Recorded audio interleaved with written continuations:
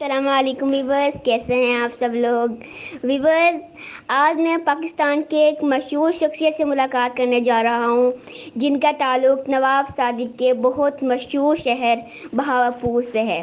ان کا انٹروڈکشن کروانے کی مجھے کوئی ضرورت نہیں ہے کیونکہ آپ ان کو پہلے سے ہی جانتے ہیں اور ان کی اسپیچز بھی بہت شوق سے سنتے ہیں۔ تو چلیں ان سے ملاقات کرتے ہیں اور ان سے کچھ سوالات کرتے ہیں۔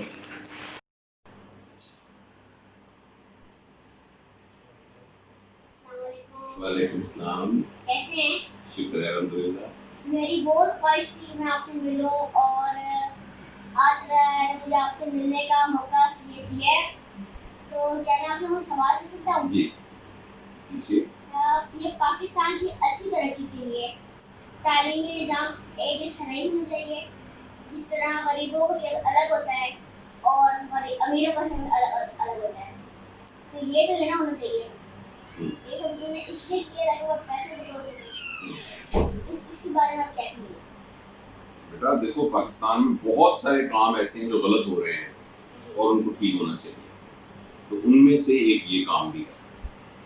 تو آپ نے ٹرین میں دیکھا ہوگا نا، ڈبے ہوتے ہیں، ایک سیکنڈ کلاس ہوتا ہے، ایک فرسٹ کلاس ہوتا ہے، ایک دوسرا ہوتا ہے اس طرح کی۔ تو وہ کس حساب سے ہوتا ہے؟ وہ اس حساب سے ہوتا ہے کہ جو زیادہ افورڈ کر سکتا ہے تو وہ ذرا ایئر کنڈیشن والے ڈبے میں بیٹھ جاتا ہے، اور جو ذرا کم افورڈ کرنے والا ہوتا ہے وہ دوسرے گدوں والے میں بیٹھ جاتا ہے، جو ذرا کم افورڈ کرنے والا ہوتا ہے بالکل وہ پھٹوں والی اس میں بیٹھ جاتا ہے۔ ایسا ہوتا ہے۔ تو یہ تو دنیا میں ہمیشہ ہی ہوتا رہے گا کہ کچھ سہولتیں مختلف ہوں گی، لیکن ایک بات بڑی اہم ہے، اپنی منزل پر سارے اکٹھے پہنچ جاتے ہیں۔ آپ میری بات سمجھ رہے ہیں نا؟ منزل پر وہ ٹرین اکٹھے ہی پہنچ جاتی ہے۔ تو سسٹم کو اگر ہم اس طرح کر دیں کہ جس میں سارے لوگوں کے لیے ایک ہی طرح کی سہولت میسر ہو، تو اس میں یہ ہوگا، اور اس کو کم کر دیں گے، یعنی ٹرین کے اندر سارے ڈبے ہم تھرڈ کلاس لگا دیں تو بہت سارے لوگ ٹرین میں بیٹھیں گے نہیں، وہ اپنی کار پہ جانا شروع کر دیں گے، وہ جہاز پہ جانا شروع کر دیں گے۔ لہٰذا ہونا یہ چاہیے کہ بالکل تو ہم یہ نہیں کر سکتے کہ بالکل ایک سارا سسٹم، ہم یہ کر سکتے ہیں کہ جو بچہ اسکول جانا چاہے تو وہاں سے لے کر 10ویں جماعت تک سب کا ایک جیسا ہونا چاہیے۔ یہ بات سمجھ رہے ہیں؟ یعنی کلاس نرسری سے لے کر 10ویں جماعت تک سب، غریب کا بچہ ہے، امیر کا بچہ ہے، کوئی سا بچہ ہے، ایک یونیفارم سسٹم ہونا چاہیے۔ لہٰذا کسی بچے کو، چاہے اس کے گھر میں اگر پیسے نہیں بھی ہیں، اور اسکول کے اندر اس کو دوپہر کا کھانا ملنا چاہیے، اسکول کے اندر اگر اس کی نرشمنٹ ٹھیک نہیں ہے تو اس کو وائٹامنز ملنے چاہیے، اور سب کو ملنا چاہیے۔ اور دنیا میں ایسا ہوتا ہے۔ اب یہ ہوگا کہ بے انصافی نہیں ہوگی، ایک آدمی اگر غریب کا بچہ بھی ہے وہ بھی اس اسکول میں جائے گا۔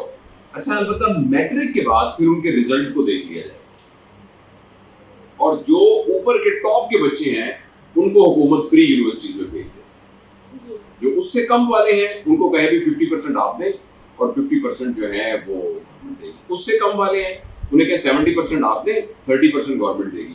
جو اس سے کم والے ہیں جن کو سارے کے سارے خود دینے ہیں، حکومت کے پاس اپنا کوئی انشورنس کا سسٹم ہونا چاہیے کہ ٹھیک ہے آپ نے پیسے دینے اپنے، لیکن وہ آپ نے اگلے 30 سال میں کما کے حکومت کو واپس کرنا۔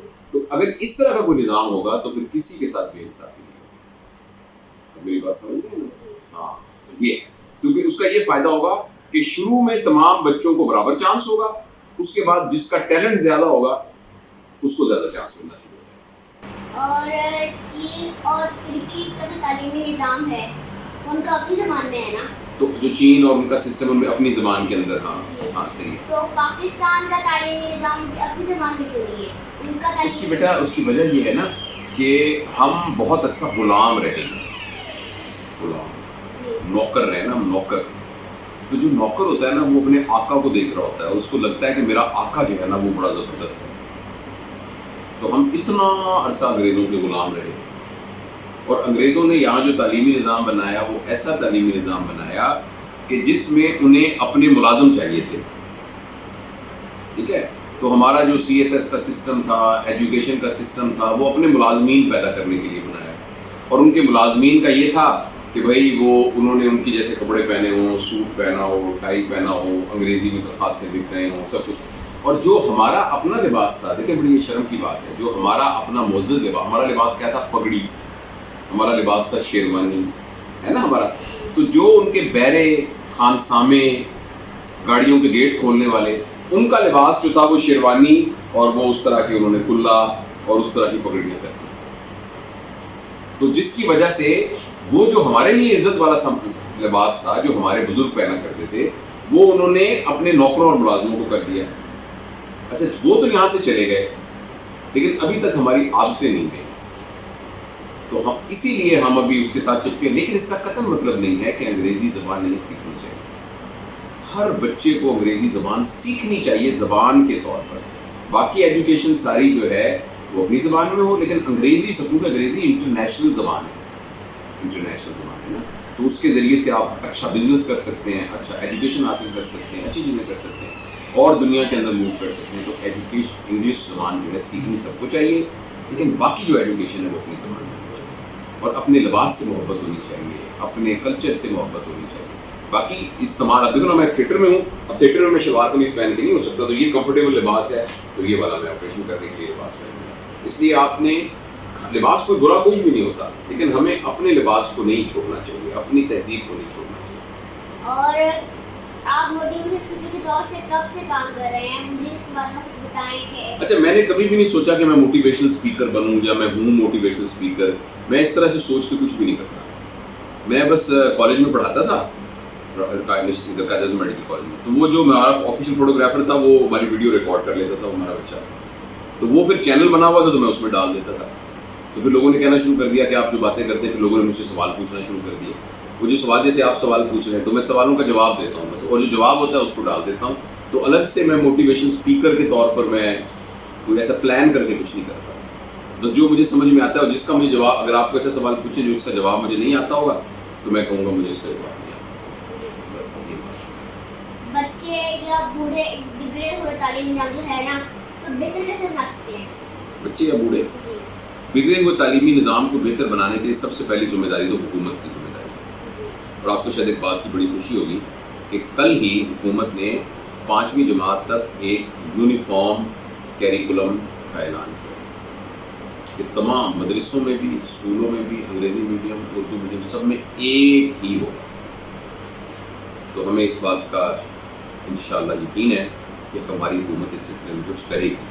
تو آہستہ، لیکن کام کافی بگڑا ہوا ہے نا، تو اس کو ٹھیک کرنے میں کافی، تو سب سے پہلے تو بنیادی ذمہ داری تو حکومت کی ہے اور ہمارے محکمہ تعلیم کی ہے کہ ان کو، اور اس میں سب سے اہم ہے کہ ہمیں استاد کو عزت دینی چاہیے. معاشرے میں جیسے کہیں ڈاکٹر بڑا جی، انجینئر بڑا ہے جی، فلاں بڑا ہے، تو معاشرے کا جو سب سے محترم آدمی ہونا چاہیے وہ استاد.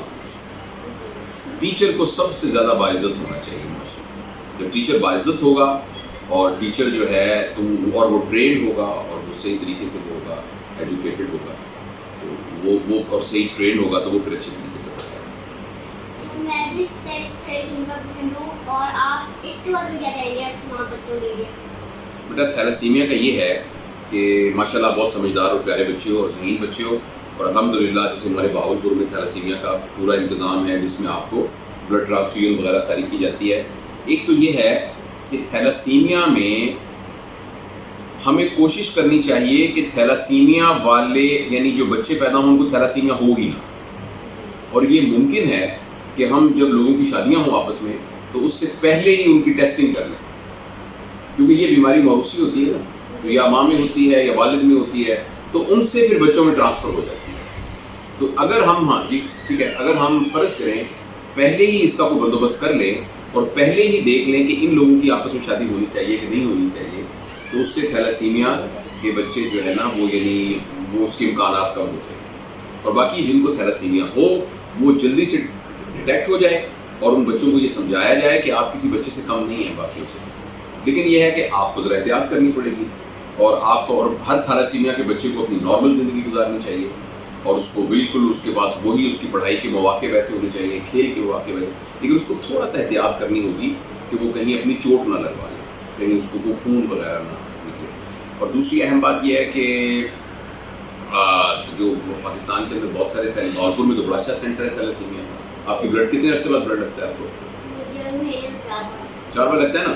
تو اب دیکھیں یہاں سے فری لگ جاتا ہے سارا. تو ہمارے ملک میں اچھا انتظام ہے، لیکن حکومت کو اور بھی کوشش کرنی چاہیے کہ تھیلیسیمیا کا اچھا انتظام کرے. آپ یہ نصیحت کریں جو میرے لیے اور مجھے تمام بچوں کے لیے. نصیحت کروں، اچھا دیکھو بات یہ ہے کہ ہماری جو زندگی ہے ہماری زندگی بالکل صاف ستھری ہونی چاہیے. صاف ستھری آئینہ ہوتا ہے نا, آئینہ, یہ آئینہ کرتا, اگر یہ گندی ہوگی نا تو مجھے نظر ہی صحیح نہیں آئے گا. حالانکہ چیزیں تو صحیح ہوں گی لیکن نظر نہیں آئے گی کیونکہ یہاں درد لگا ہو. اس طرح ہماری جو سوچیں ہیں نا, ہماری سوچ کو بھی بالکل صاف ہونا چاہیے. صاف کا مطلب کیا؟ ہماری سوچوں میں جھوٹ نہیں ہونا چاہیے, کسی کو دھوکہ دینا نہیں ہونا چاہیے, کسی قسم کی چکر بازی نہیں ہونی چاہیے, کسی قسم کی خوف نہیں ہونا چاہیے, کسی سے نفرت نہیں ہونی چاہیے. جب ہماری سوچیں بالکل صاف ہوگی تو ہمیں پھر منظر اچھا نظر آئے گا, یعنی زندگی ہمیں اچھی نظر آئے گی. اور دوسری بات یہ ہے کہ اللہ تعالیٰ تو ہم سے بہت محبت کرتے ہیں اور وہ ہمارے بہت قدردان ہیں. لہٰذا اگر ہماری سوچ بالکل ٹھیک ہوگی, ہمارے خیالات بالکل ٹھیک ہوں گے, تو اللہ تعالیٰ ہمیں کبھی بھی زندگی کے اندر کسی قسم کا کوئی نقصان نہیں ہونے دے گا. جزاک اللہ, آپ نے اپنا قیمتی ٹائم میرے نام کیا چھوڑا تھا اور جی میں بہت خوش ہوں. جیتے رہو.